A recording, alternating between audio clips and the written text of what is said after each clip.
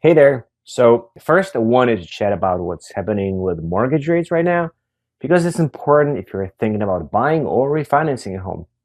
Basically, the interest rate on a 30-year mortgage has gone up slightly for the second week in a row, moved from 6.3 last week to 6.34 this week. We had a nice stretch where rates were actually dropping to their lowest point in almost a year, which was great, but now they're nudged back up a bit. Just for perspective, a year ago, that rate was sitting around 6.12%. Now, you might be wondering what causes these rates to move around. It's a mix of things. The biggest influences are the decisions made by the Federal Reserve regarding their interest rate policy, as well as how investors in the bond market feel about the future of the economy and inflation. Generally, mortgage rates follow the direction in the yield on the 10-year Treasury bond, which lenders use as a guideline for setting their home loan prices. Even though that 10-year Treasury yield actually dipped a little this past week, the mortgage rates still went up a little. Speaking of those previous declines that happened because the Federal Reserve cut its main interest rate last month. They did that because of some concerns about the job market. While the cut helped bring rates down initially and encouraged some people who bought homes with higher rates to refinance, it doesn't automatically mean mortgage rates will keep dropping, even if the Fed signals more cuts are coming later. Still, the good news is that many homeowners who bought when rates were over 6% have already taken advantage of those lower rates to refinance. Looking ahead, most experts predict that the average rate for a 30-year mortgage will probably stay pretty steady, hanging out near the mid 6% range for the rest of the year. For the very near future, forecasts suggest the rate will hover right around where it is now, likely between 6.25 and 6.34 next week. Everyone's really focused on the next big event, the Fed meeting at the end of October on the 28th and 29th. The expectation is for another rate cut, which could be the nudge we need to push mortgage rates closer to 6% by year end. But here is the thing. That decision will really depend on what the latest numbers on inflation and employment look like. And that brings us to a major challenge right now, the government shutdown. Because key federal agencies are closed, the Fed is actually missing crucial information they normally use. It's a big problem because economists are warning that the Fed is essentially flying blind, meaning they have to rely on less comprehensive data from private sources instead of the deep, solid numbers the government provides. Here's the good news amid all of that uncertainty. Most main mortgage programs are still working fine. If you're looking at an FHA or a VA loan, those are up and running. You might see some slowdowns if you're applying for a USDA loan, but overall, you can still get a mortgage. The shutdown doesn't stop the Fed from meeting or acting, but it definitely makes their decision making more complicated. The shutdown drags on. The Fed may either proceed cautiously with a smaller or delayed rate cut, or they might just push forward by relying more heavily on the data they can gather from the financial markets.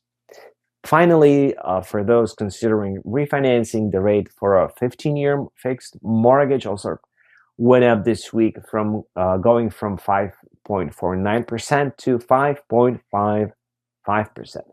That rate was 5.25 a year ago. So while we have some positive news, let's see what's going to happen in Washington, and that's directly impacting the information the Fed uses to make its biggest decision. With all the talk about the government shutdown, I wanted to break down what that could actually mean for us in the real estate world. Don't worry, it's not the end of the world, but it can definitely cause some bumps in the road, especially if you're buying or selling soon. Think of this as me explaining what a few key things could look like if our lawmakers can't agree on funding. First off, let's talk about flood insurance. This one's important because if the government shuts down, the National Flood Insurance Program, or NFIP, won't be able to issue new policies or renew existing ones. If you already have a policy, it stays in effect, and claims will still be paid out for a time at least. But if you're closing on a house in an area that requires flood insurance, you could face a major delay if you don't already have coverage. The good news is that sellers can still transfer their current policy to you, and there's also private flood insurance as a backup option. My best advice here is to secure your flood insurance early if you're buying in a flood-prone area. Next up, what about Fannie Mae and Freddie Mac? They're the big players who back most mortgages. Luckily, they usually keep running as normal during a shutdown because they don't rely on Congress's budget money. However, there are a few little hiccups that can pop up. If you or your buyer is a federal employee, the lenders are usually flexible about verifying that person's job after the closing. Also, both Fannie and Freddie often need a copy of your tax transcript from the IRS. In past shutdowns, the IRS has stopped processing those requests, which can slow down the loan process. The good news is some lenders don't need the transcript right away, and sometimes they can use their own systems to verify your income instead. Speaking of the IRS, they generally only keep the employees whose work protects government assets during a shutdown. That means they stop answering taxpayer calls, issuing tax refunds, and performing most other services. So if your loan needs something processed by the IRS, expect it to be on hold until the government reopens. If you're using a specific type of government-backed loan like USDA loan for rural housing, you could see some significant delays.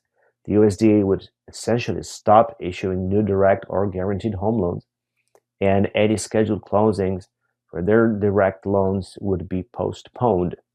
Guaranteed loan closings might still happen, but your lender would be taking a risk without the USDA's final approval. If you're a veteran using a VA loan, things are a little better. The Department of Veteran Affairs will continue to guarantee loans, and lenders can still process the applications. However, with reduced VA staff, you may see slowdowns in approvals, appraisals, or getting your certificate of eligibility. It's really key to stay in close touch with your lender if you're in the middle of a VA loan process during the government shutdown. And finally, for a VA loan through HUD, the good news is that the Federal Housing Administration keeps backing most new single-family mortgages. They also keep up with key functions like paying claims and handling properties. But keep in mind that other things that need direct staff, like approving some condo projects, might get suspended. Also, if the flood insurance program stops, FHA buyers can use private flood insurance as well. The bottom line is that a government shutdown can make an already complex process a little more unpredictable, especially for certain loan types. We'll just have to keep an eye on things and be prepared for potential delays. Do you or your client have a specific type of loan right now, or are you just trying to get a better general sense of what could happen? Now, I wanted to share some recent good news about the housing market. Looks like more buyers are actually ready to commit to buying a home in August, which is a really positive sign for us real estate folks and for anyone hoping to buy or sell this fall. The main reason for this uptick seems to be that mortgage interest rates dipped a little bit. When the rates fall, even slightly, it gives people more confidence to actually sign on the dotted line. The National Association of Realtors, or NAR, has a report called the Pending Home Sales Index, which tracks these contract signings. It went up by 4% in August, and it's actually 3.8% higher than the same time last year. That's a good bounce after a somewhat slow summer. NAR's chief economist Lawrence Yun mentioned that lower rates, which recently dropped below 6.5%, are definitely driving this increase. He pointed out that the Midwest is doing especially well. It's more affordable there, with the median home prices about 22% lower than the national average. And when you combine that with the lower mortgage rates, it's attracting a lot more buyers. In fact, the Midwest was the top performer in the country, with contract signings jumping a huge 8.7% compared to July. They're up 6.7% from a year ago. So compare that to the rest of the country. The South also saw a solid rise of 3.1%, and the West was up 5%. The Northeast was the only region that saw a small drop month over month, but it was still up compared to last year. Overall, this is a welcome change because the housing market has been pretty slow lately. We've seen fewer sales mostly because of higher mortgage rates and the limited number of available homes. However, with rates easing up and more inventory slowly coming onto the market, we should see sales improve in the next few months. Even future indicators are looking up. Applications for new mortgages are up 18% compared to a year ago. It feels like the market is finally getting a little of its energy back. So now let's talk about what's happening with how folks in Florida are feeling about the economy. Their consumer confidence. It's important because it tells us if people are ready to spend money, which really drives the housing market. We've seen that overall feeling take a bit of a dip in September, actually for the third month in a row. It's not a huge drop, and we're definitely not back to the lowest, most worried levels we saw back in 2022 when inflation was really hitting hard. But it's a slide we need to pay attention to. The national feeling is also down. So this isn't just a Florida thing. This drop is mostly happening because people are getting a little more hesitant to buy big stuff, and they're also starting to feel a bit more nervous about the overall national economy. Think about it. They are less likely to say, yep, now it's a great time to buy that new refrigerator or a big piece of furniture. That willingness to purchase those large household items took the biggest hit this month. People are also less sure about where the US economy will be a year from now, and even 5 years down the road. What's driving this nervousness? Well, the folks who study this point to a couple of things. One is that we're seeing signs that the job market might be slowing down a bit. Not a big crash, but some weakness is showing up. Plus, there are all those questions about tariffs, meaning taxes on imported goods. The government has been adding, and what the Federal Reserve is going to do next with interest rates. They just did a rate cut, which is a big deal, and shows they're reacting to the changes in the economy. In a nutshell, while people aren't panicking like they were a couple of years ago, they are starting to pull back on spending and worry a little more about the future. For us in real estate, this means we might see buyers become a bit more cautious. We'll have to keep an eye on these factors, as they could continue to make folks feel a little more hesitant in the months to come. So there's a new report out from the National Association of Realtors about something pretty interesting. It seems that people buying and owning homes are really starting to care more about features that save energy and money. We're seeing a clear trend where features that fall under the umbrella of sustainability, especially the ones that cut down on costs, are actually starting to influence both how people search for a house and what kind of renovations they do. More than 2 in 5 agents, about 42%, actually worked on a sale over the last year that had some kind of green feature. Now, here's a big change.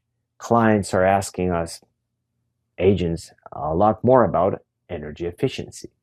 It used to be that most clients, about 57% last year, never brought it up. That number dropped sharply this year to only 29%. Most of my colleagues, 42%, are now saying clients ask about it rarely, and another 21% say they ask sometimes. The bottom line is it's coming up in conversations much more often. It's no secret that it's tough to afford a home right now.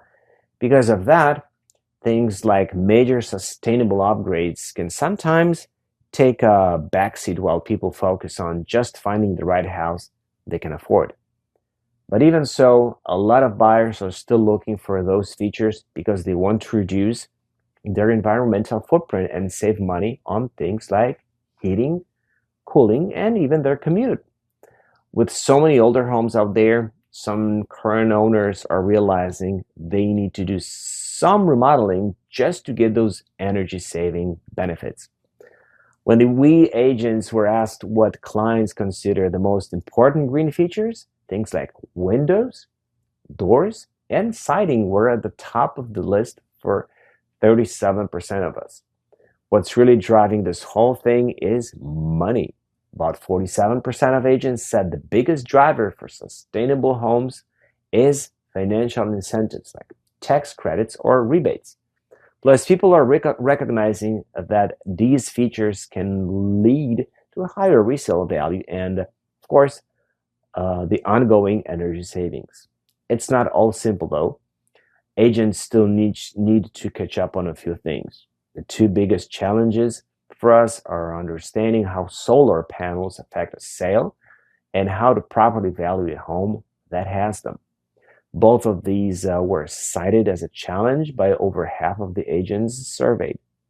On a separate note, most agents, 58%, also said that the very few of their clients, less than a quarter, even think about climate or environmental risk when they're deciding on a home to buy. This is a really interesting new report that I wanted to share with you because it touches on something that's becoming a huge factor for buyers: your future neighbors. People often focus on location and price, but this study shows that having good neighbors is just as important for a surprising 82% of Americans when they're looking for a new home. It's probably not a surprise that people will go to great lengths to ensure they have peace and quiet. The study found that a lot of folks have actually spent some serious money trying to deal with neighbor problems. About a quarter of homeowners, that's 25%, have had to shell out at least $1,000 on issues like legal fees, building fences, or repairing damage. Because of this stress, people are actually willing to pay more money to avoid the problem. Roughly 1 in 5 Americans, or about 19%, said they'd pay $10,000 or more over the asking price of a similar home if it meant they could avoid bad neighbors entirely. A smaller group, about 12%, would even fork over $20,000 extra for that guarantee. Turns out that more than half of us, about 56%, have some sort of complaint about the people next door. We all have that one pet peeve, and there are some big ones that people view as deal breakers when they're house shopping. The top two are simple. 88% of Americans can't stand neighbors who frequently yell or fight, and 84% feel the same way about a dog that won't stop barking. On the flip side, people say a good neighbor is primarily trustworthy, quiet, and someone who takes care of their home and yard. It's interesting to see how different generations view neighborly relations. Overall, most people, 86%, agree it's important to get along with their neighbors. But younger generations are more realistic about the occasional feud. Millennials and Gen Z are more likely to say it's actually pretty common or normal to dislike the people next door compared to boomers. Maybe that's why almost half of all people, 45%, said they would be open to moving if they really disliked their neighbors, and 26% have actually considered it. So while we all like to think we're good neighbors, 90% of us do. This report really highlights that people are increasingly prioritizing a peaceful neighborhood when they decide where to buy. So you've got the latest update on the housing market here in Florida and across the country. Now, the big question is, what does this mean for your specific situation? Market data is great, but a personalized plan is what gets results. So don't waste time trying to apply general statistics to your personal home search or sale. I'm available right now to discuss your goals. Go right down to the description and you'll find the link to send me a direct message or book a call. Let's turn your Florida real estate vision into a reality. Thanks for watching, and I'll see you next time.